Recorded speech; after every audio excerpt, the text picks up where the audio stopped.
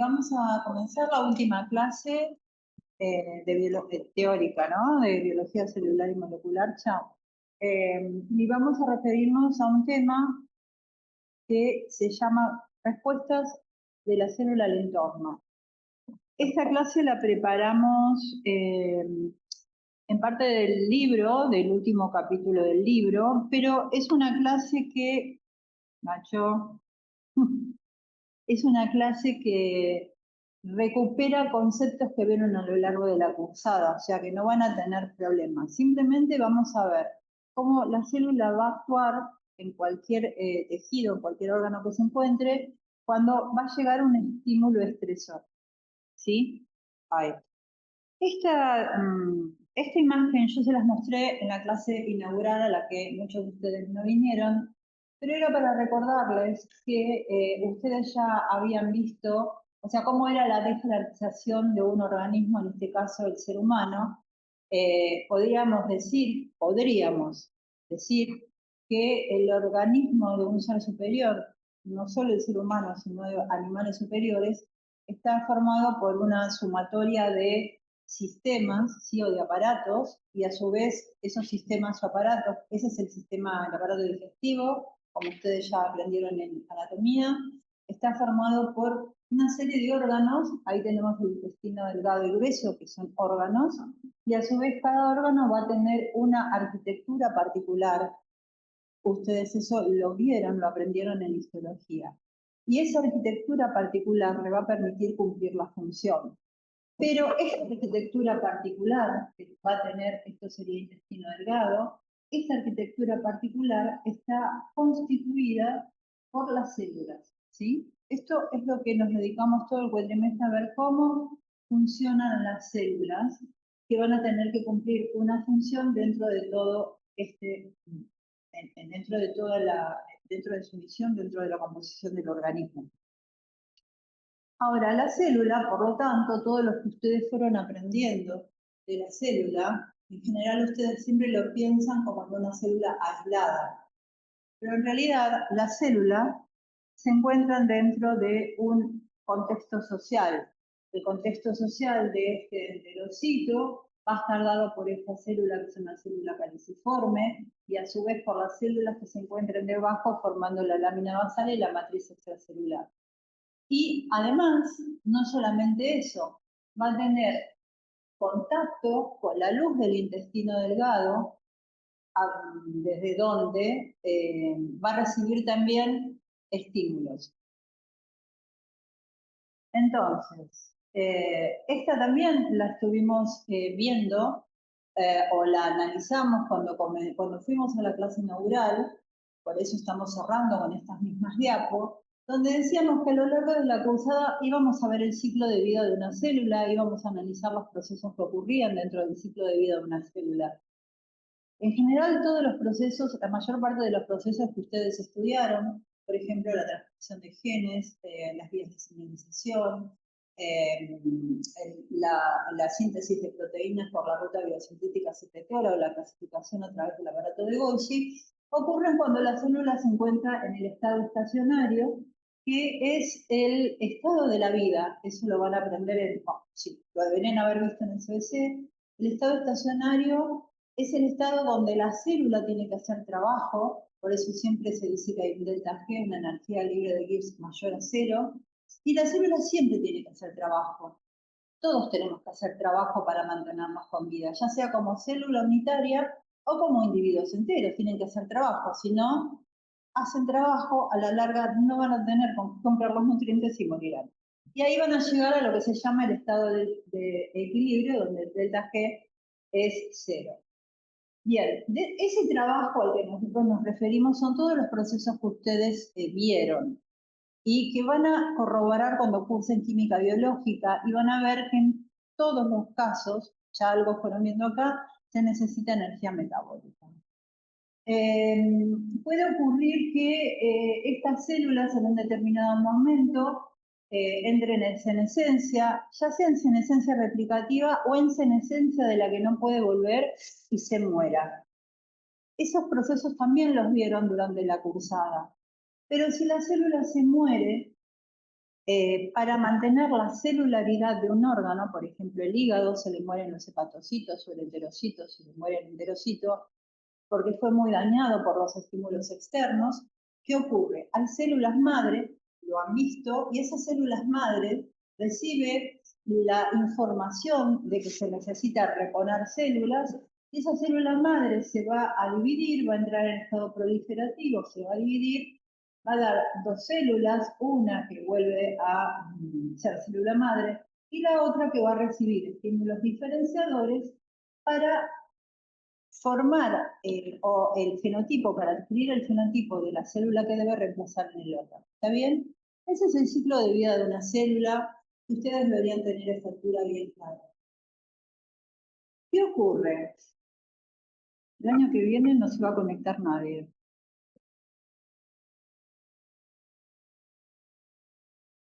¿Qué ocurre? Mientras estamos así, la célula está manteniendo una homeostasis que se llama, que está dentro de sus parámetros fisiológicos, porque dentro del parámetro fisiológico está morirse también, ¿sí? Pero puede ocurrir que desde el entorno, o sea, estamos en un estado de homeostasis celular, que ahora vamos a ver qué significa. Pero puede ocurrir que dentro del entorno aparezcan, el entorno es esto como vimos en el enterocito, células vecinas, matriz extracelular o incluso el exterior del órgano, como es el lumen, aparezcan agentes estresores. Todo aquello que perturbe la homeostasis celular se denomina agente estresor. La homeostasis celular, como dice acá, es el proceso por el cual las células mantienen su ambiente interno, o sea, lo que está haciendo adentro, estable y equilibrado, aun cuando las condiciones externas cambian. ¿Sí? Aun cuando las condiciones externas cambian. A eso denominamos homeostasis celular. Cuando la célula se expone a un estresor, hay una pérdida de la homeostasis celular, la célula va a responder a ese estresor y va a tomar decisiones. Obviamente la célula lo que más quiere es seguir viviendo, entonces va a tomar decisiones y va a activar procesos celulares que le van a permitir seguir viviendo. Pero puede ocurrir que eso no ocurra, que ese proceso que va a activar para sobrevivir no sea suficiente porque la célula fue muy dañada y en ese caso la célula va a morir. Bien, ¿qué pueden ser los estresores? Los estresores pueden ser simplemente un desbalance de nutrientes. Sobre todo hoy en día que están todas esas 150 millones de dietas diferentes, puede haber un desbalance de nutrientes.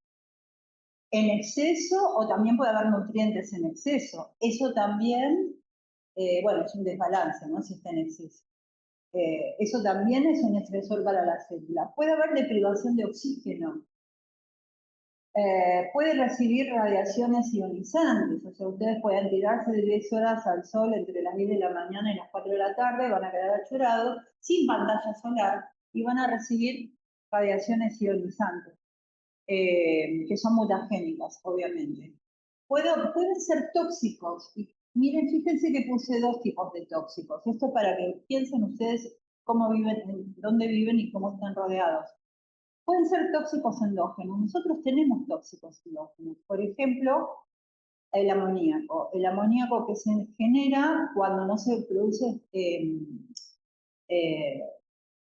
cuando no se produce urea de la forma adecuada, se va a liberar amonio y eso va a ser un tóxico, fundamentalmente a nivel del sistema nervioso central.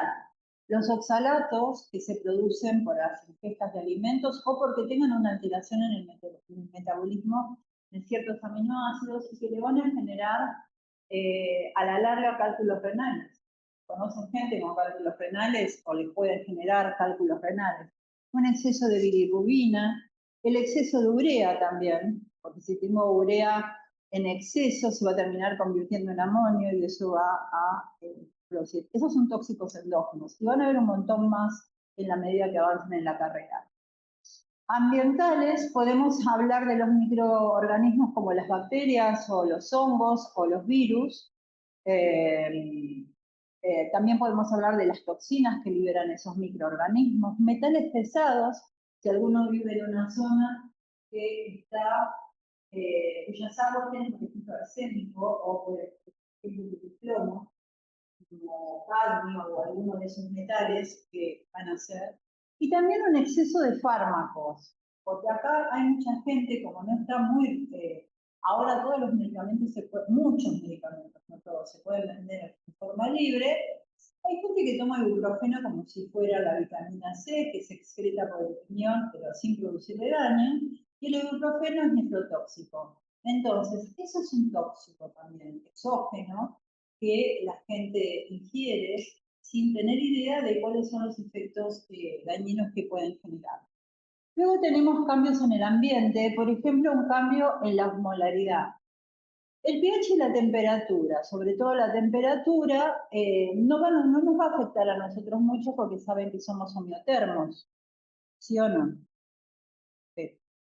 pH sí podría cambiar a nivel renal, sí, que está regulando lo que se excreta por orina y podría cambiar el pH, en cuyo caso podría estar afectando las células de los túbulos que forman la orina. Y la osmolaridad sí cambia a nivel renal.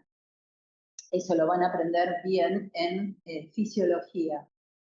Y también otra cosa que nos altera, porque altera las células y nos termina alterando, son las alteraciones de los ciclos luz-oscuridad. ¿Sí? Las alteraciones de los ciclos de luz-oscuridad. ¿Está claro? Todo esto se considera, y hay más, ustedes pueden buscar en la bibliografía académica, científica o académica, que es de donde se van generando los conocimientos, en nuestras áreas por lo menos, hay muchos más estresores. Simplemente tomé algunos la mayoría de ellos están explicados en el libro. No tomé del libro los más complicados, simplemente tomé los que permiten recuperar conocimientos que ustedes han visto y uno solo está en el libro y ustedes no lo han visto y a mí me parece que es uno de los más interesantes, que es las alteraciones por los ciclos de luz-oscuridad. Bien, entonces, ¿qué pasa cuando tengo un estresor? La célula impacta ese estresor sobre la célula y inmediatamente se va a generar, en la célula va a reaccionar, no se va a quedar ahí esperando que morirse. Entonces va a generar una respuesta que va a ser adaptativa, va a tratar de adaptarse con esa respuesta y esa respuesta va a ser intracelular. Algo de ustedes ya vieron más o menos esto cuando vimos señalización, porque obviamente el estrés va a generar una señalización, ¿ok? Y esa respuesta intracelular va a permitir una respuesta adaptativa sistémica, porque lo que hablamos al principio, la célula no está sola, sino que está de hepatocito que está formando parte de todo un parénquima hepático. Entonces va a permitir la respuesta adaptativa sistémica, la adaptación del órgano y la homeostasis del organismo como todo. ¿Está bien? Entonces, hubo adaptación, esto es un diagrama de flujo, obviamente. ¿Hubo adaptación? Sí. Homeostasis celular, homeostasis del organismo. Pero puede ocurrir que el estímulo sea muy severo y la célula no se adapta. Si la célula no se adapta, lo más probable que ocurra es entrar en senescencia celular, ¿sí? O inducir la muerte celular regulada. La muerte celular regulada, supongo que la doctora Majkovic se lo dijo, son todas aquellas muertes, entre ellas la apoptosis, que están codificadas genéticamente. Por eso están reguladas. ¿Qué muerte no estaría codificada genéticamente? Una muerte, por ejemplo, la muerte por vejez es una muerte codificada genéticamente. Por vejez nada más. En cambio, si te pisa un auto, es una muerte que no estaba codificada, es una muerte abrupta y la célula no estaba pensando en hacer eso, no va a activar ninguna señal, ¿sí? Ese es un estresor muy violento. Por ejemplo, ese tipo de muerte es lo que se conoce como necrosis. Hay un cambio tan extremo en el exterior que termina muriendo la célula y no puede reaccionar, ¿sí? Bien. Entonces, avanzamos. Básicamente, estos son, acá les dejo las citas si ustedes quieren leer algo más o guardárselo para el futuro, pero ¿cómo son los componentes básicos de la respuesta al estrés? ¿No? En general yo tengo mi célula que está en homeostasis, ¿sí? Y de repente recibe un estímulo estresor. Ese estímulo estresor va a activar o no un transductor. Recuerden que la señalización tenía dos pasos, la comunicación entre células y la transducción de la señal. Entonces, ese estrés en general va a activar un transductor y este transductor, a través de distintas vías, va a activar un sensor y un factor de transcripción. En general, siempre se termina activando un factor de transcripción. Fíjense, en este cuadrito les habla del estrés oxidativo. Hay un factor de transcripción que es el NRF2. Cuando hay, esto ya lo han visto, cuando hay daño en el DNA, se activa P53. ¿Sí? Cuando hay estrés de retículo, se activa XBP1 o ATF6 o ATF4.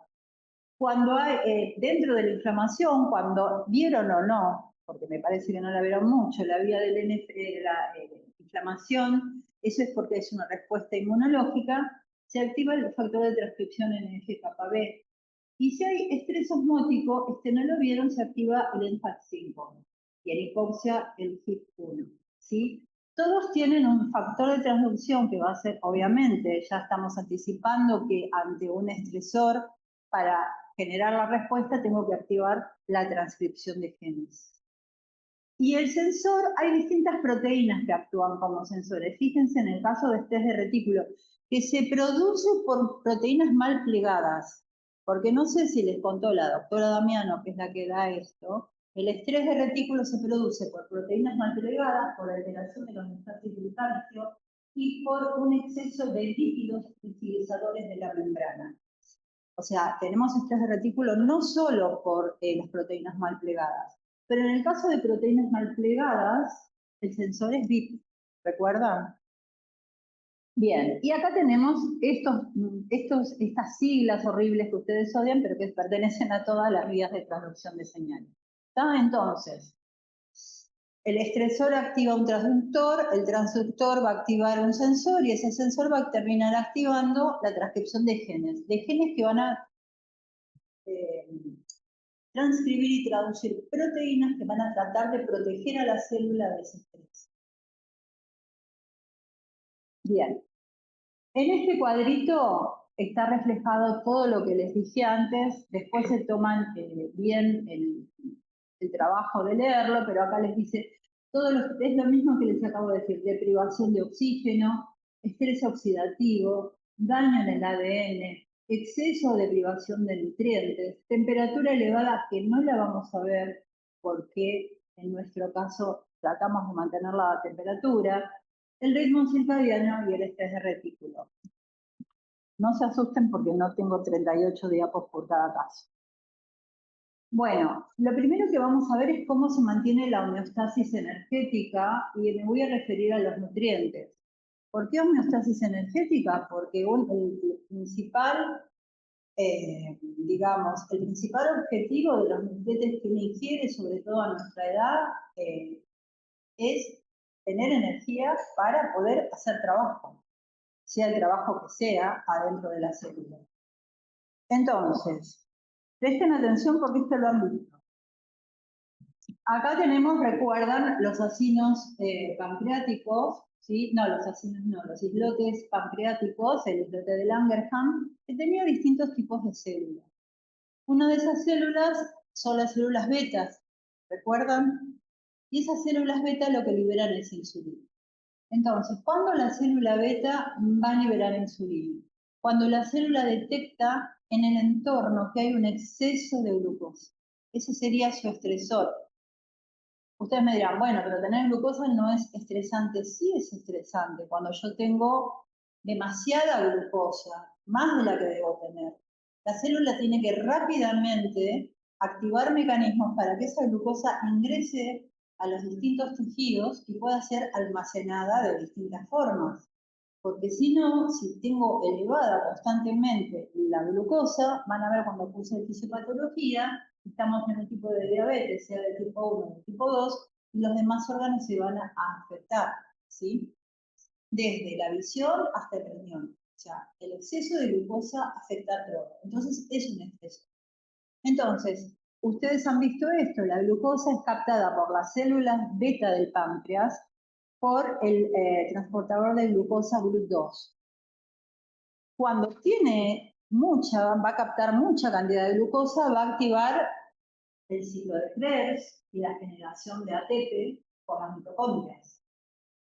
Al generar ATP, lo que va a hacer ese ATP es bloquear este canal de potasio dependiente de ATP. Ustedes recordarán cómo se formaba o cómo se mantenía el potencial de membrana.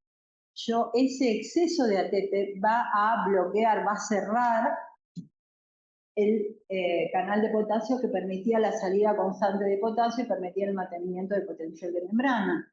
¿Qué va a ocurrir con el potencial de membrana al no permitir la salida de potasio?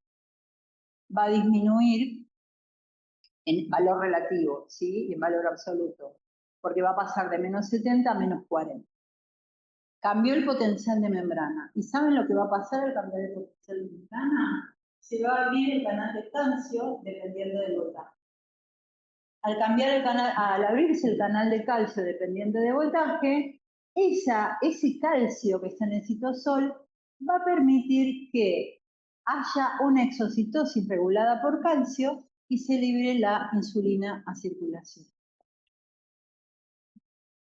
¿Lo vieron esto cuando vieron transporte? Perfecto, entonces estamos integrando conceptos. Bien, entonces, tanto el exceso de glucosa, el exceso de aminoácidos o el exceso de ácidos grasos va a activar el metabolismo. Esa activación del metabolismo va a generar, recuerden, ATP. Ese exceso de ATP cambia la relación ATP-AMEP o ATP-ADP. Hay un exceso de ATP, ese exceso de ATP abre los canales regulados dependientes de calcio, perdón, abre los canales dependientes de voltaje de calcio al impedir la salida del potasio. Entonces, por un exceso de cualquiera de los tres nutrientes que van a tener sus correspondientes transportadores en la membrana, se va a generar la liberación de insulina por exocitosis. No solo por la glucosa, sino también por un exceso de lípidos y de aminoácidos. Bien. Y esto lo habrán visto también en tránsito vesicular. ¿Qué pasa? Llega la insulina a la célula. ¿A qué célula fundamentalmente? Tejido muscular y tejido adiposo. Y esa insulina, como habrán visto en las clases de señalización, activa un RTK. Y esa activación va a permitir, en este caso vamos a hablar de la vía PI3 quinasa, recuerden que está relacionada con metabolismo energético, crecimiento y síntesis, y va a activar a la proteína AKT o PKB, que de acuerdo al libro de donde lo lean, se puede llamar de las dos maneras, que va a estimular la síntesis de lípidos y proteínas. Pero además, esta vía de señalización va a activar una proteasa, que está en el Golgi. Esa proteasa va a actuar sobre una proteína que tiene 3 subunidades, que se llama TU, y está anclando una vesícula que está llena de GLUT4. El GLUT4 es un transportador de glucosa. Entonces, la insulina favorece esta fosforilación, esta proteína que estaba anclando la vesícula se degrada, y ahora sí, esta proteína con el GLUT4, a través de las moléculas, las proteínas motoras, comienza a desplazarse sobre los microtúbulos para llegar hacia dónde? Hacia la membrana plasmática. ¿Sí? Por el otro lado, esta vía de señalización a través de AKT va a regular a estas PTPasas que están también impidiendo que la vesícula se fusione con la membrana plasmática para exponer los transportadores de glucosa.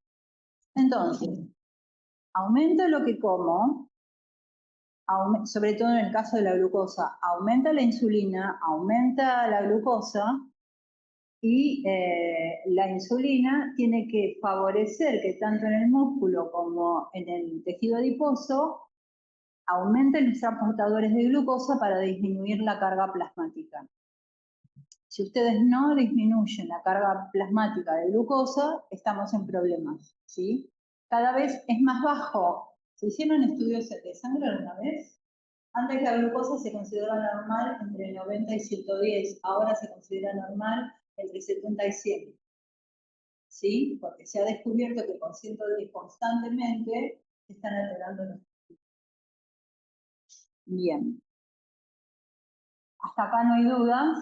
Esto es simplemente para mostrar una fluorescencia, como las que ustedes han aprendido, esto es una inmunofluorescencia, donde está el GLUT4 muy cerca del núcleo, porque está cerca del Golgi. Recuerden que el Golgi es perinuclear, y después, con el tiempo, cuando se trató con insulina, todos los transportadores de GLUT4 se transportaron a la membrana y se pueden ver muy bien por la técnica de fluorescencia que ustedes vieron. Bien. Entonces, miren lo que pasa. Cuando estamos en un estado de alimentación, como ya vimos, aumenta la insulina y también va a aumentar el factor de crecimiento tipo insulina.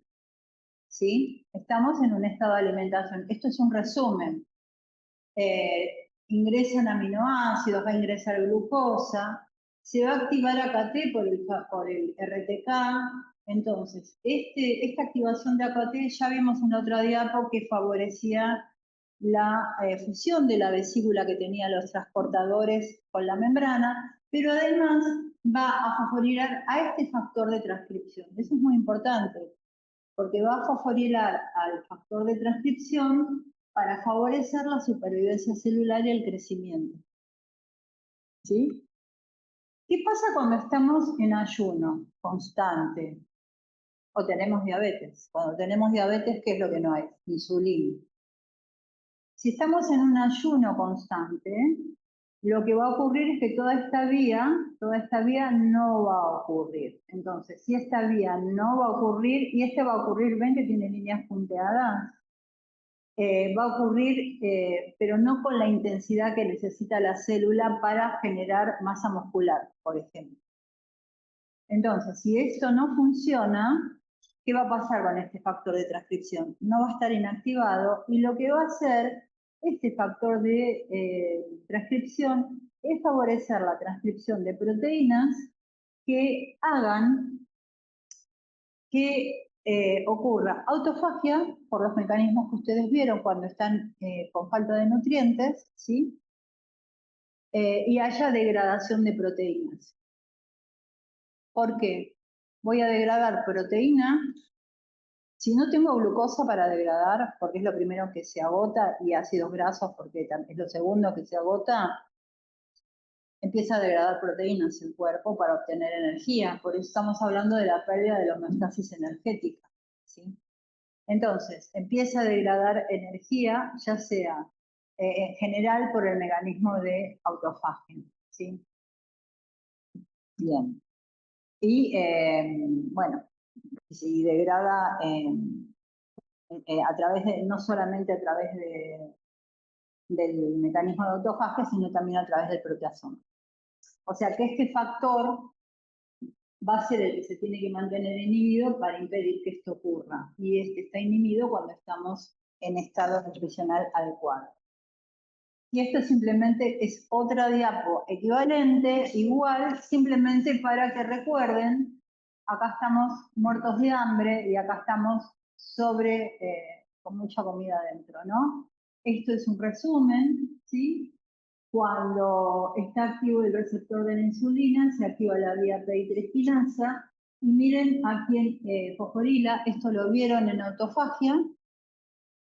Fosforila a la ULK1 no va a haber autofagia. Sin embargo, cuando no tenemos insulina, se activa esta proteína, que es una proteína que se activa siempre que hay pérdida de la homeostasis energética, y se va a fosforilar 2 veces ULK, y ahí vamos a entrar en el proceso de nucleación de proteínas para generar el agregado de proteínas, el fagoforo y todo lo demás que van a llegar a degradación de no solo de proteínas, sino también de organelas celulares. Todo para obtener comida, ¿sí?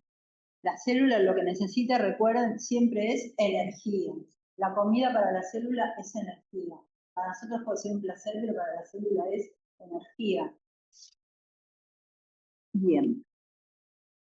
Bueno, activa la autofagia. La autofagia, les voy a decir que aunque uno lo ve malo, o sea, bueno, en autofagia es un mecanismo de adaptación y supervivencia, porque por ahí, generando los nutrientes necesarios, con esos nutrientes que se generan a partir de la propia degradación, pero puede seguir viviendo por ahí hasta que estemos nuevamente en un estado nutricional adecuado, ¿sí? Cuando no volvemos al estado nutricional adecuado, recuerden esa diapo donde decía se pierde la homeostasis general del organismo y por ahí sobreviene la muerte del individuo. Por ejemplo, aquellas personas que dejan de comer porque entran en un estado de anorexia, a la larga terminan muriéndose, porque se alteran todos estos mecanismos de regulación por los cuales la célula quiere vivir para que vivan los órganos y viva consecuencia del resto del organismo, ¿sí? Porque ya cuando se empieza a degradar masa muscular, porque no tenemos ni azúcares ni ácidos grasos, estamos en un periodo crítico. Bien. A ver, otro nutriente y que permite no solo la homeostasis energética, sino también la homeostasis de las membranas biológicas, que es muy importante porque piensen, si la membrana se altera y pierde su permeabilidad selectiva, la célula va a estar más estresada, va a estar en mucho peligro, ¿sí? Entonces, hay un mecanismo que permite regular la síntesis de ácidos grasos y la síntesis de fosfolípidos para recambiarlos en la membrana y mantener la homeostasis de los lípidos en la membrana.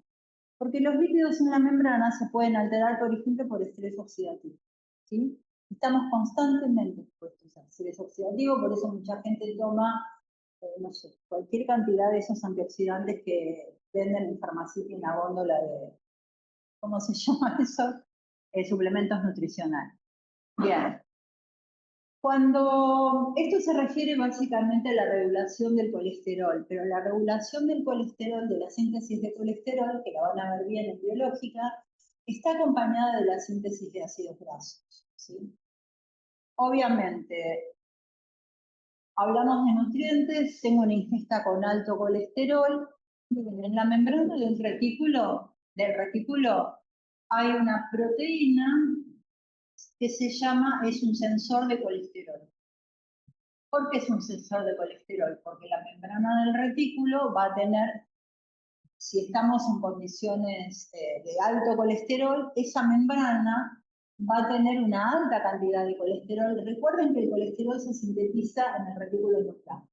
Puede haber síntesis endógena o el colesterol que ingresa a la membrana porque viene de la dieta, ¿sí? Entonces, ¿qué pasa? Está esta proteína SCAP, que es un sensor de colesterol. Mientras esta proteína esté detectando que hay mucho colesterol, no pasa nada. Pero ¿qué puede ocurrir? Puede ocurrir que baje la cantidad de colesterol y de ácidos grasos.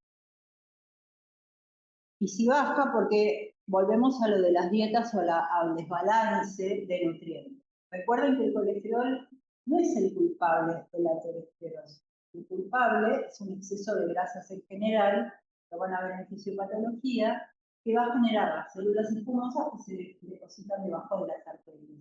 Y sí, es cierto, van a tener colesterol, pero no es el culpable porque me altera la rigidez de la membrana. Recuerden que hablamos de que el colesterol era como un buffer, estaba permitiendo que la membrana mantuviera su fluidez. Cuando baja la cantidad de colesterol, acá estamos en las condiciones de que tenemos colesterol, mucho colesterol y muchos ácidos grasos. Cuando hay mucho colesterol y muchos ácidos grasos, esto es detectado no por este sensor de colesterol, sino que lo primero que hace la célula cuando comen, no sé, comen mucha cosa grasa, es asilar el ácido graso y enviarlo, acilarlo, activarlo, lo transforman en acil-CoA, ¿sí? Y el acil es el ácido graso con una coenzima A, eso lo vieron en bioenergética en el CBC cuando estudiaron bioenergética, y ese acil-CoA es un ese acil-CoA, que es un ácido graso activado, puede hacer dos cosas. Acilar el colesterol, o sea, transformarse en un éster de colesterol, o activar la biogénesis de estas gotas lipídicas. ¿Para qué? Tanto el éster de colesterol como los triglicéridos, que es lo que se van a formar cuando me sobran ácido graso, un montón de comida chatarra, por ejemplo, los manda esas gotas lipídicas. Esas gotas lipídicas, por un lado, van a hacer que la célula esté saludable. ¿Por qué? Porque no tiene un exceso de ácidos grasos cuando vuelva por la célula, los ácidos grasos son detergentes para la célula. Entonces los almacena ahí y está protegida. Y el colesterol en exceso, como forma un éster de colesterol, lo manda dentro de las gotas lipídicas.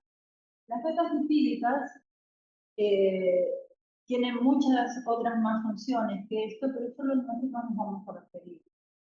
Hoy en día son consideradas orgánicas, porque están, fíjense, en una cantidad de proteínas en su etapa de fosfolípidos que cumplen muchísimas funciones.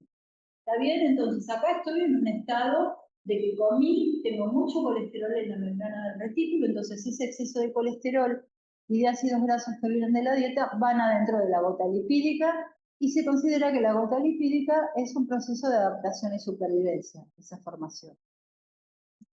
¿Qué pasa cuando no hay colesterol? Porque me pusieron a una dieta estricta de colesterol. Va a bajar la concentración de colesterol en la membrana, ¿sí o no? Del retículo. En general, cuando no hay colesterol, o tengo que bajar la cantidad de colesterol para que no se me formen. Esto está apuntado a la no formación del colesterol malo que llevamos en la sangre, que es la LDL, ¿sí? Entonces, cuando vos tenés alto el colesterol en sangre, no es que la membrana está, no, sino que tenés mucha LDL. Entonces, ¿qué hace el médico? Te da dietas pobres en colesterol y estatinas. ¿No escucharon a nadie, a ninguno de sus papás que toma rosuvastatina? Bueno, lo van a escuchar en algún momento, porque hoy en día el médico lo primero que hace te da una estatina para bajarte el colesterol. Cuando te da la estatina, o cuando te da algún otro remedio para eso, que lo van a aprender en farmacología, lo que se está impidiendo es la síntesis endógena del colesterol. Entonces, por un lado no comes colesterol y por el otro lado no le permitís a la célula que produzca su propio colesterol. El colesterol, ¿dónde se producía? En el retículo endoplásmico. Recuerden que es una de las funciones del retículo sintetizar lípidos.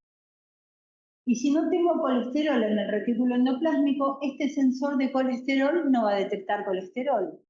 Entonces, lo que va a ocurrir, va a haber un cambio conformacional en el sensor, se va a liberar de una proteína a la que estaba unida, que se llama INSIC1 o 2, se va a liberar. Al liberarse, termina de hacer el cambio conformacional y miren quién se une a este sensor de colesterol que está sensando que no hay colesterol. La SEC24. ¿Recuerdan a la SEC24? Ay, qué suerte. Bueno, se va a formar una vesícula de tipo COP2 y en esa vesícula de tipo COP2 va a ir esta otra proteína que está acá. ¿La ven, esta proteína azul? Esta proteína azul es una precursora de un factor de transcripción. Cuando la vesícula de COP2 llega al retículo endoplásmico, hay unas proteasas que liberan en el dominio citosólico al factor de transcripción. Este VHLH es el motivo que tiene allí, que lo estudiaron cuando vieron regulación de la transcripción, pero en definitiva este factor de transcripción se llama SRED. No como el monstruo, sino se llama SRED. Y este es un factor de transcripción, acuérdense, en respuesta a la baja del colesterol y a la baja de ácidos grasos. Ocurre también cuando tenemos una dieta muy hipocalórica sin grasas. ¿Sí?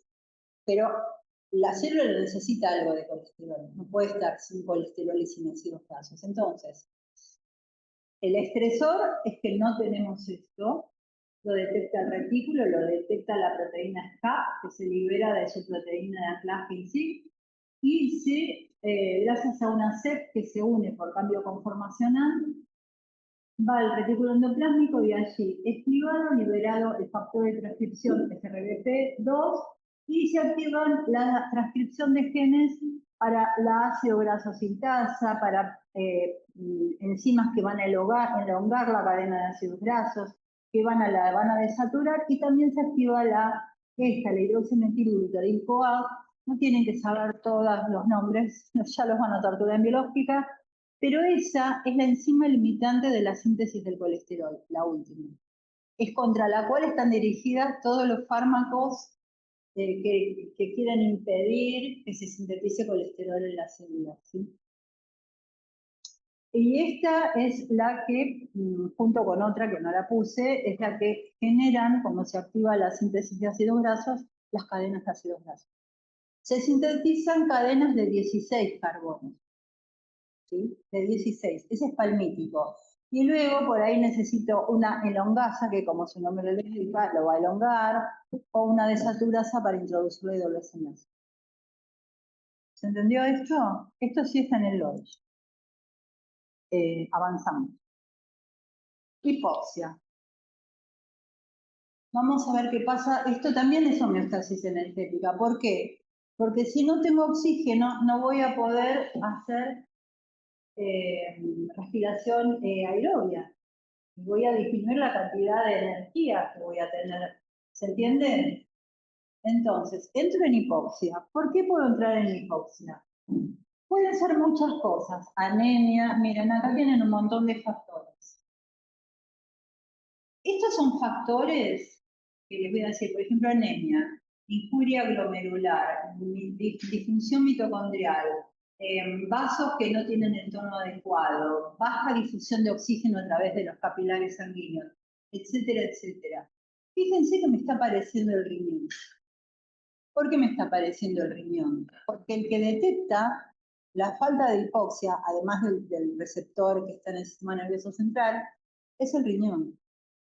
Entonces, el riñón, ustedes vieron la anatomía, la histología del riñón. Tiene una histología muy compleja porque tiene 1500 tipos celulares, más o menos.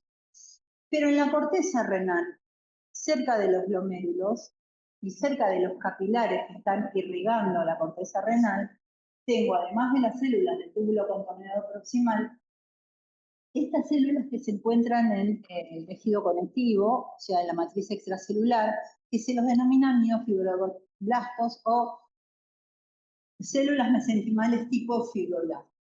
Hay unas células que son tipo fibroblastos y que están en la matriz extracelular. Y esas células son las que tienen la capacidad, en el riñón, cuando filtra la sangre que se va a depurar, de detectar si tengo alto o no tengo alto oxígeno. Y ahí, si detecta que estamos en una baja concentración de oxígeno, entramos en hipoxia. ¿Sí? La célula no puede, si el organismo no lo puede resolver. ¿Se entiende? El excesor es la falta de oxígeno. Bien. Entonces, como consecuencia de la falta de oxígeno, ustedes piensen en una persona que ustedes conozcan o no, anémica.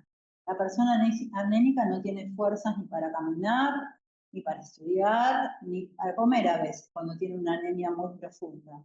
Y esa anemia, que se define la anemia como la falta de hemoglobina o alteraciones en la hemoglobina, piensen que si hablamos de hemoglobina, estamos hablando de que falta oxígeno, ¿sí? Entonces estamos en hipoxia. ¿Está bien? Bien, entonces, ¿qué va a hacer nuestro organismo? En condiciones normales, no son de presión y temperatura, como las llamamos nosotros en EPT, en condiciones donde estamos muy bien oxigenados, ¿sí? En las células, en estas células del riñón que les acabo de mencionar, y esto les va a recordar alguna vía de señalización que ya vimos. Tenemos una proteína que se llama DHL, que algún grupo de los que preparó los Instagram la tomó para hacer su Instagram. Esta proteína VHL que viene de von Hilfer-Lindner, que es el apellido de alguien que la descubrió, es una ubiquitina ligasa. Ya saben lo que hace una ubiquitina ligasa y para qué lo hace. Entonces, en condiciones normales, si tengo suficiente oxígeno y suficiente alfa-cetoglutarato, el alfa-cetoglutarato es un subproducto del ciclo de Krebs, y tengo suficiente hierro, que acá está dibujado o puesto, se activa una enzima que es una hidroxilasa. Entonces, si es una hidroxilasa, ¿qué va a hacer? Le va a meter un montón de oxidrilos a esta proteína que tenemos acá. Y esos oxidrilos que tenemos acá van a permitir que actúe sobre ella la proteína VHL, la ubiquitina, y ¿qué pasa cuando esa ubiquitina se degrada? Es un mecanismo similar al de la beta-catenina, ¿sí? Cuando no había de WNT, la beta-catenina siempre era degradada. Bien. ¿Se entiende? Es un mecanismo de degradación constante mientras estoy en condiciones normales de oxígeno. ¿Qué pasa cuando el oxígeno se vuelve bajo? Esa proteína que antes era degradada, que es un factor de transcripción, obviamente, se llama HIF. Por describir este mecanismo, hace un par de años 3 investigadores ganaron un premio Nobel. Esa proteína HIF, cuando baja el oxígeno, no se activa la hidroxilasa, por lo tanto, no va a ponerle oxidrilos, por lo tanto, la proteína HIF, que es un factor de transcripción, no se va a degradar. Y si no se va a degradar y es un factor de transcripción, ¿qué va a hacer? Va a traslocar al núcleo y va a activar la transcripción de genes. ¿De qué genes? De los genes que a la célula le sirvan para adaptarse a esa situación de estrés, responder a la situación de estrés y volver a la homeostasis energética celular y del organismo. Porque recuerden esa diapo, la homeostasis energética celular tiene que repercutir en la homeostasis del órgano y del organismo. ¿Y qué transcripción de qué activa? De eritropoyetina, fundamentalmente, y del factor de crecimiento vascular. Recuerden que cuando vimos señalización, vimos que la eritropoyetina es mal utilizada por las personas que hacen fisicoculturismo, justamente para aumentar el flujo sanguíneo y para aumentar, bueno, flujo sanguíneo también tomaban sildenafilo, pero para aumentar la formación de vasos, pero sobre todo para aumentar la eritropoyetina, que es una hormona que va a estimular la producción de glóbulos rojos.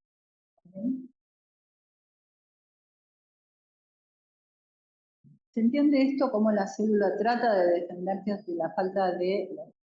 Hay veces que por más que se administre esto, no se puede revertir, porque por ahí el problema está en la hemoglobina, que es la que transporta el oxígeno. Entonces, puede producir, lo van a aprender más adelante, todos los tipos de anemias que hay pueden producir hemoglobina que es defectuosa, y por más que genere glóbulos rojos, no transportan el oxígeno en la cantidad adecuada. ¿Está bien? Bien. ¿Alguna duda? Perfecto. Vamos a ver lo que es el estrés oxidativo. Fíjense todos los estreses que puede padecer una célula y que en su conjunto, cuando se juntan todos, nosotros terminamos estresados.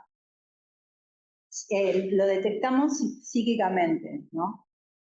El estrés oxidativo en general es producido por las radiaciones, la exposición a radiaciones, a metales pesados. Hay veces que no sabemos que lo que estamos tomando en una lata de Coca-Cola puede estar liberando aluminio, y ese aluminio nos puede estar generando... ahora las latas tienen que estar revestidas porque eso se demostró que cuando eran de aluminio, propiamente dicho, se generaba un montón de problemas, porque se desprendía, como ahora los microplásticos. ¿Vieron lo de los nanoplásticos más que microplásticos? Hace poco se descubrió que todo lo que nosotros usamos en la botella está preparada para una sola toma. Cuando nosotros empezamos a poner juguitos ácidos, qué sé yo, se empiezan a desprender los polímeros de la botella y eso genera un estrés por un tóxico externo, ¿sí? Y ahora están empezando a aparecer publicaciones de cómo las células se defienden ante ese estrés. Muy interesante. Bueno, entonces, acá lo que se me va a alterar es la homeostasis redox, porque la célula tiene que estar en una perfecta homeostasis de oxidorreducción, que fundamentalmente está a cargo de qué organela. ¿Qué organela les parece que puede tener a su cargo la homeostasis redox? ¿Qué? La mitocondria. ¿Sí? La mitocondria es la que tiene a su cargo mantener la homeostasis redox, aunque hay enzimas antioxidantes que no están adentro de la mitocondria todas, pero es la encargada. Entonces, por distintos factores, ¿sí? Por distintos factores, se van a generar esto que en fisicoquímica se nos van a nombrar mucho, que son especies reactivas del oxígeno, que son radicales libres. ¿Vieron radicales libres en química general? Perfecto.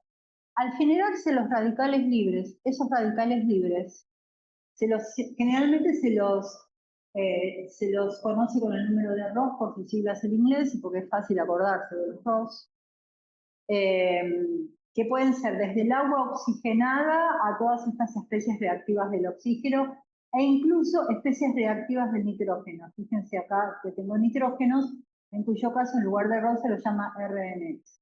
Bien. Esto, en general, lo que va a hacer es dañar el ADN, lo va a oxidar. Dañar los lípidos de membrana, muy importante, porque donde tengo dobles enlaces, se va a dañar el lípido de membrana, por eso necesito de los otros mecanismos para restaurar la membrana. Y además se van a dañar las proteínas y los carbohidratos, pero sobre todo las proteínas y el ADN y los lípidos. ¿Sí? Entonces, ¿qué va a hacer la célula? Acá tienen, bueno, el dibujito es una célula que empieza a ser atacada por estímulos que generan los radicales libres y si no actúa rápidamente para defenderse, termina muriendo. Es uno de los estreses más, digamos, peligrosos para la célula. ¿Qué me puede generar la pérdida de la homeostasis y generar radicales libres que atacan a la célula? Mala alimentación, el cigarrillo, gran generador de estrés oxidativo. El alcohol, otro gran generador de estrés oxidativo. El estrés crónico, uno vive en estrés crónico, está liberando constantemente adrenalina y cortisol, eso va a terminar generando estrés oxidativo. La contaminación ambiental, la exposición excesiva al sol y la falta de actividad física. Parezco un médico que te manda, no comas esto, no tomes alcohol, anda a hacer ejercicio, porque eso es lo que te dicen los niños. Todos estos factores van a gatillar mecanismos que van a aumentar los radicales libres, van a generar esos daños y la célula se tiene que defender. ¿Cómo? ¿Cómo hace para ir detectando estas cosas? Como vieron la semana pasada en el ciclo celular, las radiaciones o lo que genere el estrés oxidativo pueden alterar varias cosas a nivel del ADN. Pueden generar una doble rotura en el ADN, lo vieron cuando vieron reparación del ADN, pueden generar una simple rotura en el ADN, pueden producir daños a los nucleótidos o alterar las horquillas de replicación. Todo eso va a activar estos complejos que ustedes vieron. Como consecuencias de la activación ATM-ATR y DNA-PK, se van a activar, ¿se acuerdan esas quinasas? Checkpoint quinasa 1, 2, etcétera, que son las que van a estar sensando esos daños en el ADN, y se va a activar la síntesis de P53, o mejor dicho, no solo la transcripción de P53, sino la estabilización de P53, porque acuérdense que P53 también era constantemente marcada para el cáncer. Entonces, al activarse P53 porque se detectó un daño en el ADN, pueden ocurrir dos cosas, es lo que generalmente ocurre.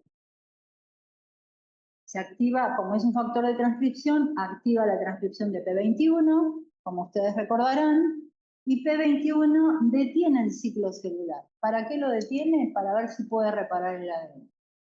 Si no puede reparar el ADN, no va a permitir que la célula se divida con una alteración del ADN. Entonces entra en senescencia replicativa. No es que se muere, entra en senescencia replicativa. Y si el daño generado en el ADN es tan grande, obviamente ustedes recuerdan que P53 induce la transcripción de BAG y otras proteínas de prueba apoptóticas y las células se mueren. ¿Está bien? Y después vamos a ver un ejemplo igual que el de HIF, igual que el de la beta-catenina, el del WNT y beta-catenina. Cuando estamos en condiciones normales y no hay estrés oxidativo, tenemos esta proteína NRF, es un factor de transcripción.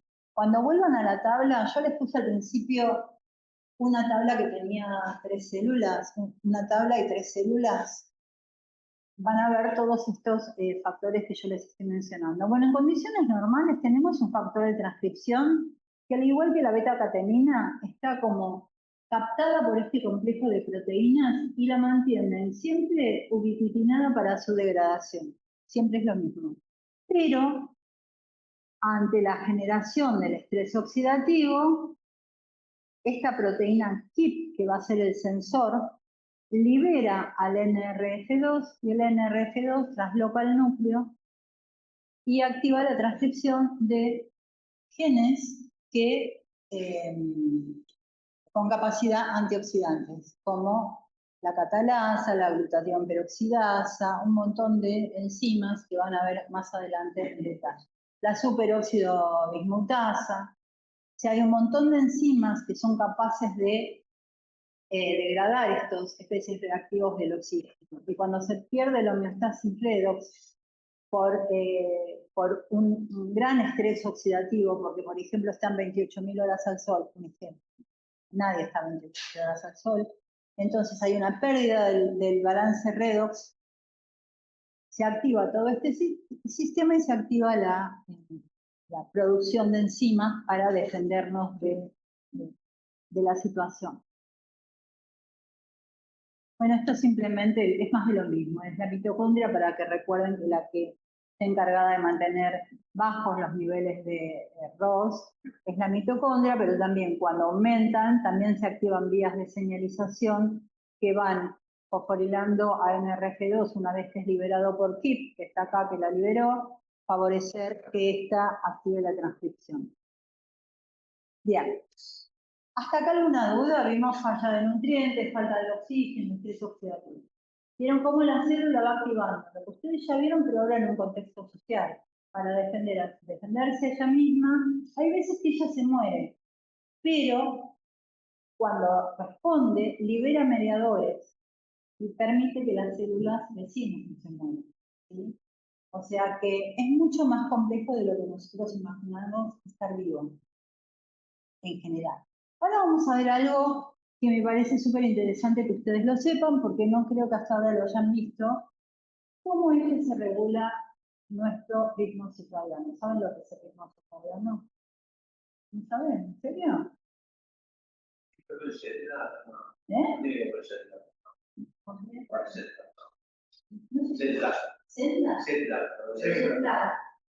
El jet lag tiene que ver con el ritmo circadiano, no el ritmo circadiano con el jet lag. Sí, tiene que ver.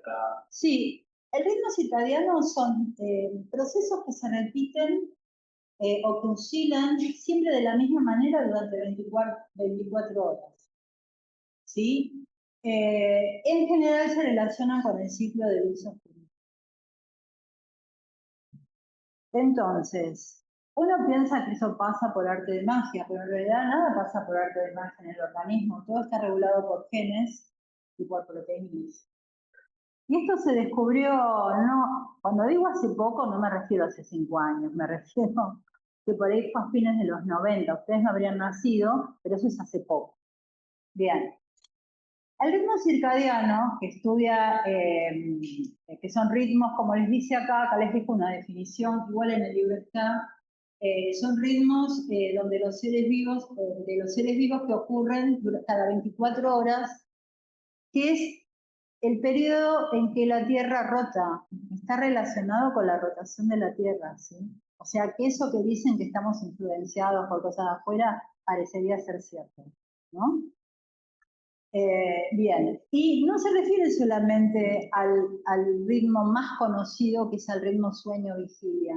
Se refiere a todos los comportamientos que podemos tener, que van desde comportamientos psiquiátricos, pueden ser la ovulación, las ganas de comer, la facilidad con que podemos hacer ejercicio, etc. ¿Sí? Fíjense, miren, a ver, a las 7 p.m. lo que se descubrió es que acá tengo la mayor temperatura corporal, ¿sí? Y a las 4 de la mañana tengo la menor temperatura corporal, y eso se repite todos los días. O, por ejemplo, acá tengo a las 5 p.m., así que ahí tienen que ir al gimnasio. Tengo la mayor eficiencia cardiovascular y la mayor fuerza muscular, ¿sí? Tendremos que ver cuando tenemos la menor, pero probablemente sea en las horas opuestas, ¿sí? O sea que cada comportamiento está regulado, tiene un ritmo, ¿sí? No es, por ejemplo, si te vas a hacer análisis de hormonas, como eso ya está demostrado, te dicen, bueno, vos para sacarte, para hacerte un análisis de cortisol o un análisis de prolactina, tenés que venir a tal hora. No te sirve otra hora, tenés que sacártelo en ese momento, que puede ser cuando está el pico de la hormona, ¿sí? Bien, el más conocido, como les decía, es el sueño vigílico. Entonces, estos ritmos son impulsados por relojes moleculares, que son proteínas, y que oscilan, varían su expresión o su degradación dentro de las 24 horas, pero que pueden ser reajustados por estímulos externos. ¿Qué quiere decir esto? Como les dijo el compañero, el más conocido es el jet lag, o sea, los problemas que tenemos para dormir cuando nos transportamos a un país donde hay muchas horas de diferencia con el país de donde provenimos, y entonces por ahí nosotros salimos de acá de noche, estamos en el avión durmiendo porque es nuestra noche, pero cuando llegamos al otro lado es de noche. Pero nosotros estamos despiertos porque teníamos un ritmo circadiano. Entonces, hasta que nos acostumbramos al nuevo horario, se tienen que activar los mecanismos necesarios para responder a eso, pasan horas o un par de días. ¿Se entiende eso? Bien. El otro podría ser la altura. Ustedes si van al norte, fueron al norte a conocer Salta y Jujuy, eso es algo que no se pueden perder, sobre todo a esta edad, sobre todo Jujuy, una maravilla. Pero van a estar a 3.000 metros de altura. Cuando vayan a Tilcara, que es uno de los lugares más lindos que hay, van a estar a 3.200 metros de altura. Entonces, cuando quieran correr no van a poder, porque les va a faltar el oxígeno. Entonces, miren lo que les estoy diciendo. El ritmo circadiano que permitía la síntesis de hemoglobina y la generación de glóbulos rojos se alteró porque estoy en altura. Me va a bajar el oxígeno y se me tiene que activar el mecanismo de hipoxia y todo lo demás. ¿Está bien? Y tienen que pasar un par de días hasta que yo vuelvo a estar en condiciones de correr. Yo nunca pude volver a correr después de 10 días, pero ustedes probablemente sí.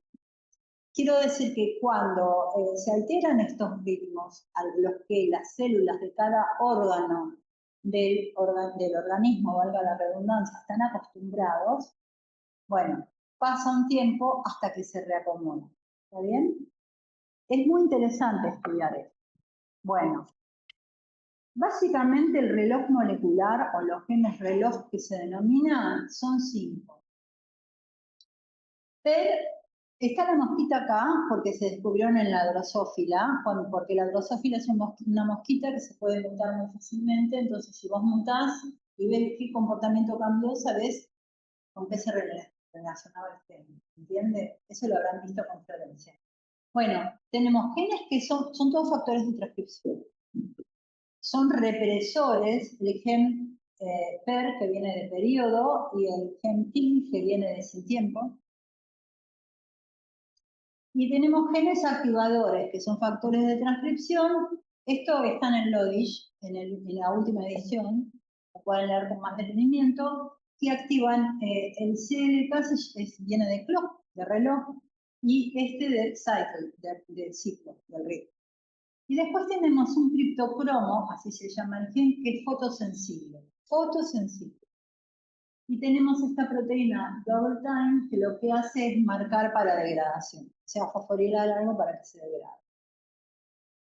¿Cómo es un ritmo circadiano normal? En general tenemos, miren como dice acá, estas proteínas PER y TIM están elevadas durante el día y disminuyen durante la noche. No escriban, porque está en el libro. Miren esto, entiéndanlo. Bueno, la historia es que, empecemos por el mediodía. Tenemos elevadas la proteína clock y la proteína SAC. Entonces, son factores de transcripción. ¿Está bien?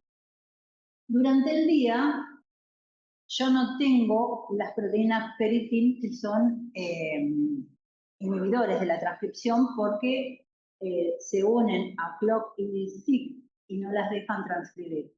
Pero miren lo que hacen durante el día clock y SIC. Aumentan la transcripción de TIM y PER. Ellas mismas se van autorregulando, ¿sí? Y va a llegar un momento que hacia la hora del atardecer voy a tener la cantidad suficiente de TIM y de PER como para que puedan ingresar al núcleo, se unan a clock y a cycle e impidan que sigan transcribiendo PIN y PER. ¿Está bien? Entonces, cuando estas que ocurre a la noche se unen acá, lo que va a ocurrir es que los cambios conformacionales presentes en el PER van a permitir que este criptocromo se una, lleve a TIM fuera del núcleo y lo marque para su degradación, tanto a TIM como a PER.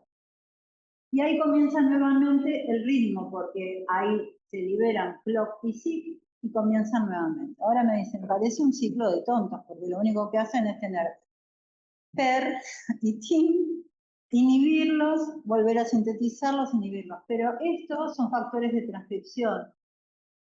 Además de estar relacionados con TIM y PER, ya para transcribirlos, producen otras proteínas, ¿sí? Que van a mantener o que se van a relacionar con el tipo de célula y el tipo de órgano donde se encuentre presente, ¿sí? Por ejemplo, si están en el ovario o si están en alguna neurona o en lo que fuera. Van a transcribir proteínas que van a permitir cumplir la función que se cumple durante el día y durante la noche, ¿sí? A esto se lo llaman relojes moleculares. Y no están manejados por la masa, sino que están manejados por estas proteínas. Yo les voy a mostrar, no tiene importancia. Esto sí, quiero que lo tengan en claro, porque es importantísimo. Fíjense, ¿quién regula la expresión de estas proteínas? Lo regula la melatonina. ¿Les suena melatonina? En la farmacia venden grandes cantidades de melatonina. Melatol Plus, que además de melatonina trae extracto de valeriana, extracto de, ¿cuál era el otro? Tilo, no sé, todo lo que te sea. Y la melatonina, ¿quién la libera? La glándula pineal. Ustedes sabrán dónde está la glándula pineal. Bien, ¿y cómo se activa la liberación de melatonina? Por la luz. Durante el día, la luz impacta en la retina activada por la luz se comunica con el núcleo supraquiasmático del hipotálamo, y el hipotálamo lo que va a hacer es mantener inhibida la síntesis de melatonina. ¿Me siguen? Cuando baja la luz del sol, ya no la recibimos en la retina, se libera la síntesis y liberación de melatonina. ¿Para qué? Para activar el sueño. Y lo que se ha demostrado, porque esto está todavía en estudio, esto es reciente, esto que está en el libro es porque ya está demostrado. Todo lo demás que no está demostrado fehacientemente no está en un libro, ¿sí? Entonces, la melatonina, recuerden, es regulada por la luz, está inhibida y se libera la síntesis y liberación cuando baja el sol, que ya no te impacta. Y la melatonina es la encargada de regular a los relojes moleculares. No se sabe muy bien cómo, porque la melatonina es una hormona que tiene receptores de tipo GPCR. Lo que no se sabe todavía bien cuál es la señalización del GPCR para modular a los relojes clock, a los genes reloj. ¿Está bien? Bueno, La próxima imagen que les voy a mostrar no es para... esto nunca llego a la que lo tienen que... Esto es lo mismo que les acabo de mostrar, simplemente que en la mosquita, en la drosófila, teníamos clock y zip, ¿sí? Per y tin. En los mamíferos superiores tenemos per y cry, la proteína que se encargaba de llevar a per para la degradación, ¿sí? Se llaman de otra manera. Y luego tenemos clock, y en lugar de llamar la otra proteína, que no me acuerdo ahora en este momento, tenemos aval. Esperen, por favor. En lugar de tener así y clock, tenemos aval y clock. Hacen exactamente lo mismo, solo que como están en el ser humano y son codificadas por genes diferentes, obviamente de la drosófila, la llamaron de otra manera, ¿sí? Pero el ciclo es exactamente lo mismo. Durante el día se liberan PER y se libera CRI, y durante la noche, cuando ya se acumuló suficiente cantidad, en la célula que están, ingresan al núcleo e impiden la transcripción de los genes que se tengan que transcribir impiden su propia transcripción y van a impedir la transcripción de otros genes que están relacionados con perina. Lo que quiero mostrarles acá, no es para que lo estudien, pero es para que sepan que algo tan sencillo como la filtración del flujo sanguíneo, la filtración, el transporte y la excreción, que es la formación de la orina, tiene ritmo circadiano. Y que en cada zona del riñón, esas células van a actuar de una determinada manera, en un determinado momento del día. ¿Está bien? Esto es para que vayan entendiendo, probablemente en unos años se desarrollen otros medicamentos para poder restaurar el ritmo circadiano de determinados órganos, que obviamente nosotros alteramos porque alteramos nosotros el ritmo circadiano, porque nos pasamos 198 horas enfrente de las pantallas. Y esto está demostrado. Que gente como ustedes, que son adultos jóvenes, como dice ahí, estudiantes, adolescentes, que tienen exceso de pantalla, está demostrado que se inhibe Obviamente, ¿es un estímulo o no es un estímulo la luz? Acabamos de ver. ¿Qué hacía la luz? Inhibía la liberación de melatonina. Entonces de noche no duerme, o cuesta vencer la luz. Y eso a la larga trae problemas psiquiátricos y de depresión, porque el sueño es reparador. ¿Sí? Bueno. Esto es por si lo quieren buscar, así se lo leen y dejan un poco la pantalla a la hora. Lo último que les voy a contar es los cambios en la osmolaridad, rápidamente, y les puse acá cambios en la osmolaridad, pero por hipertonicidad. Porque vamos a tener, lo van a ver en fisiología, aumento en la osmolaridad, con cambios en la hipertonicidad, en la tonicidad o sin cambios en la tonicidad. ¿Sí? Los que generan alteraciones en las células son estos, que tienen aumento de la tonicidad. Si hay un aumento de la tonicidad, lo que va a ocurrir, esto les puse el riñón porque esto ocurre en esta zona del riñón. Esta zona del riñón, ¿cuál es la tonicidad, la osmolaridad de la sangre? ¿Saben? Ahí pues. 300 milimolar. ¿Está bien? En esta zona del riñón, de la corteza para la parte profunda, la osmolaridad puede llegar hasta 1200. Porque eso, como van a aprender posteriormente, es el mecanismo concentrador de la orina. Necesito aumentar la osmolaridad en el intersticio para atraer agua hacia adentro, y que la orina salga bien concentrada. ¿Está bien? Pero ¿qué pasa? Hay veces que aumenta la osmolaridad demasiado. Esto es una osmolaridad fisiológica la que tiene esta zona del riñón. Hay una osmolaridad alta fisiológica, pero hay veces, por ejemplo, por deshidratación, aumenta la osmolaridad y se va a estos valores. ¿Qué va a pasar con una célula? Cuando aumenta la osmolaridad, ustedes saben que si tengo una sustancia como el sodio, va a traer que haya un flujo de agua. Acuérdense del eritrocito cuando le ponemos un medio hipotónico o hipertónico, hay flujos de agua, ¿sí? Si yo pongo sodio afuera, el agua va a tratar de salir.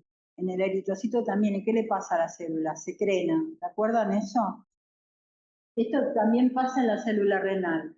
Cambia el volumen y aumenta la fuerza iónica interior. Entonces la célula tiene que activar mecanismos para regularizar su volumen y para volver a tener la misma fuerza iónica que tenía. ¿Sí? ¿Entiende? Y esos son mecanismos de adaptación a la osmolaridad.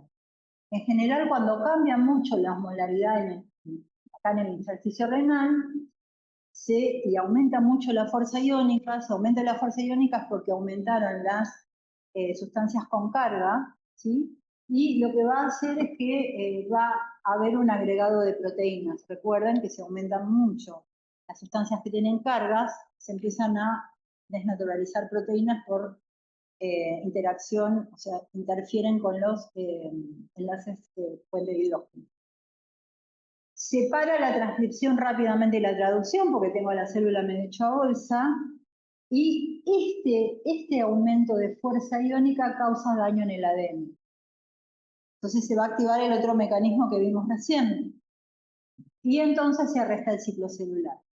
Porque la célula acá tiene que parar todo hasta restituirse en su volumen.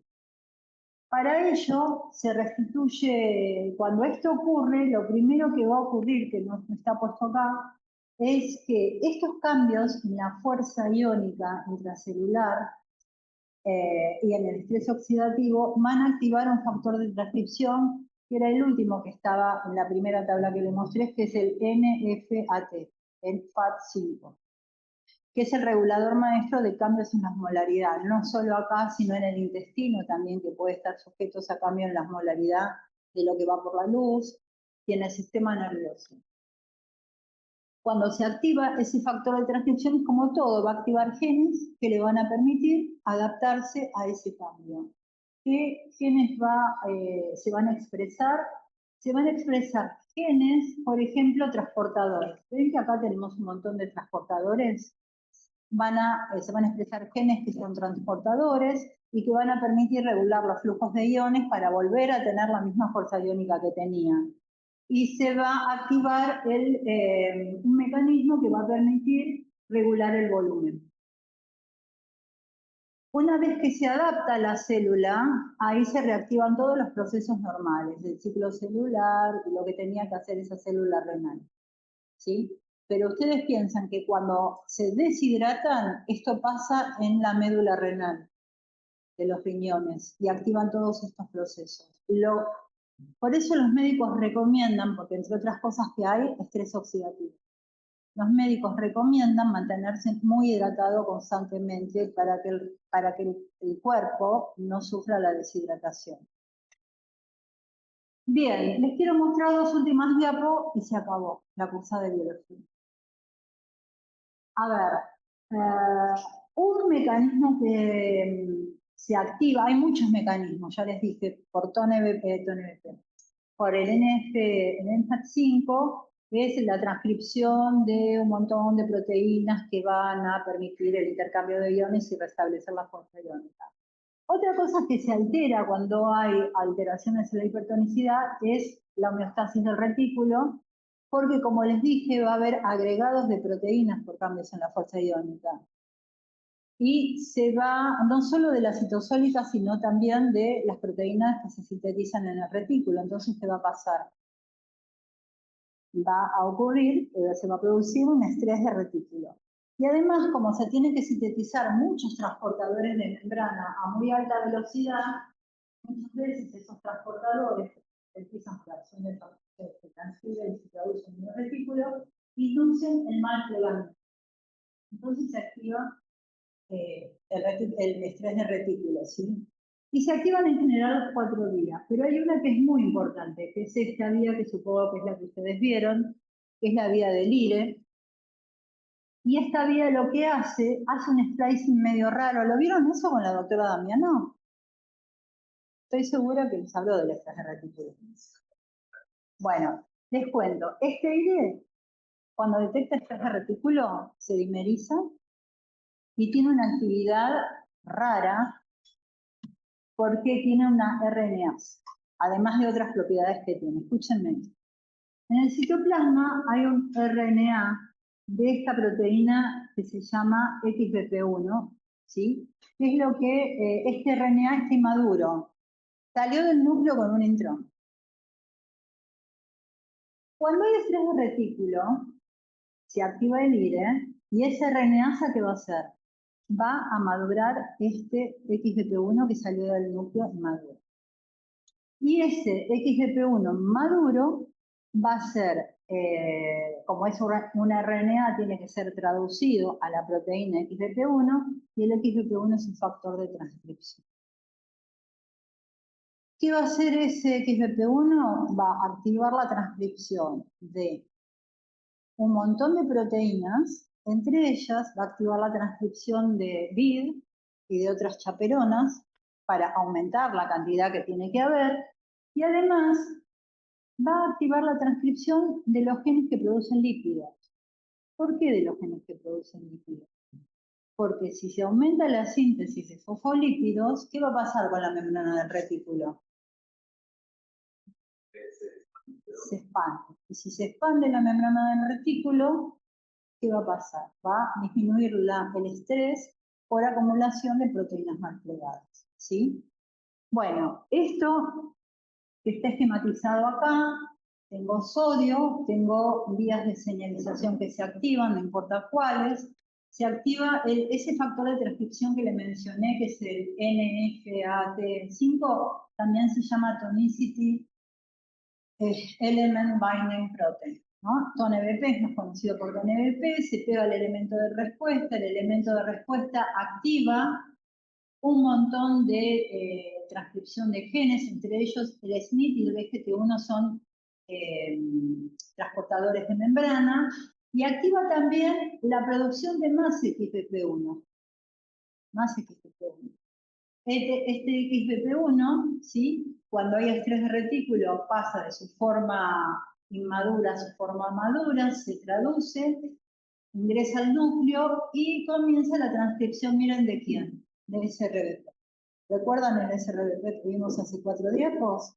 Es el factor de transcripción que induce la expresión de enzimas que van a sintetizar lípidos, con lo cual se va a expandir la membrana.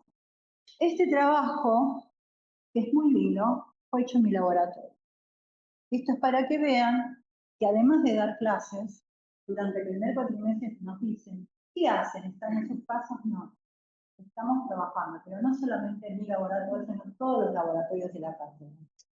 Entonces, esto lo pudimos demostrar y lo publicamos en una revista que es muy buena y que obviamente tiene impacto internacional. Y lo otro que publicamos hace poquito relacionado con esto, nosotros vimos todo esto, lo que después aprendimos era que la fuerza iónica, el TONEBP está anclado a la membrana de un cuerpo lipídico. Cuando cambia la fuerza iónica, se pierde la complementariedad molecular. Y al perderse la complementariedad molecular, se activa todo esto que se acabó de contar.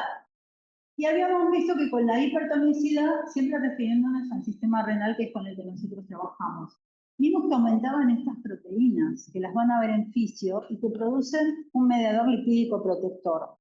Lo que no sabíamos era cómo ocurría, y bueno, hace poco, no sé si tuvieron, alguno tuvo a Leandro, hace poco publicamos este otro trabajo donde se demuestra que cuando existe eso, además hay un aumento de la síntesis de lípidos, pero hay un aumento desregulado. Entonces se necesita un mecanismo compensador. Todos esos ácidos grasos que son palmíticos y que van a rigidizar la membrana, esto no lo copien porque no les voy a ir a tomar mi paper, que va a rigidizar la membrana, se tienen que almacenar en los cuerpos lipídicos para mantener, o sea, expandir la membrana, pero no la puedo rigidizar por tener un exceso de palmítico que es saturado y se va a pegar uno con otro y me va a rigidizar. Entonces se manda adentro del cuerpo lipídico y la célula está sana. ¿Está bien? Bueno, esto es la formación de gotas lipídicas como mediadores de la adaptación. Esta fue la primera diapo que les mostré. Fíjense que hemos ido repasando, excepto la de la inflamación, que la van a ver bien en inmuno. No quiero meterme con eso, pero vimos todas estas vías. Este es el último, el ENFAT, que es el TONEBP. Y bueno, hasta acá llegamos, fin de la ruta. Espero que hayan podido integrar en esta clase muchas de las cosas que vimos y que comprendan este concepto que es tan importante. La célula no está sola, está en un contexto, su contexto es el tejido y el tejido tiene como contexto al órgano y el órgano al organismo. Entonces, el estrés no es a nivel entero. Cuando ustedes tienen estrés psicológico, por llamarlo de alguna manera, porque van a venir a rendir mañana el regulatorio, o como fuera, o el parcial final, es a nivel de todo el organismo, ¿sí? Va a haber una célula, va a haber algo en el sistema nervioso que lo va a detectar y van a tener un aumento de adrenalina, un aumento de cortisol que va a gatizar un montón de respuestas para que ustedes estén bien, ¿sí? Bueno, chicos, espero que hayan aprendido algo en biología, que les haya gustado y que les vaya muy bien en los exámenes. Y por favor traten de rendir. Los quiero felicitar, hagan extensivo a sus compañeros. Los Instagram están muy buenos y ya estoy persiguiendo a Christian Hodge para que me los publiquen en el Instagram de la facultad. Hay algunos que son más científicos que otros y hay otros que están muy bien bajados para que cualquier persona los pueda entender. Así que los quiero felicitar por eso.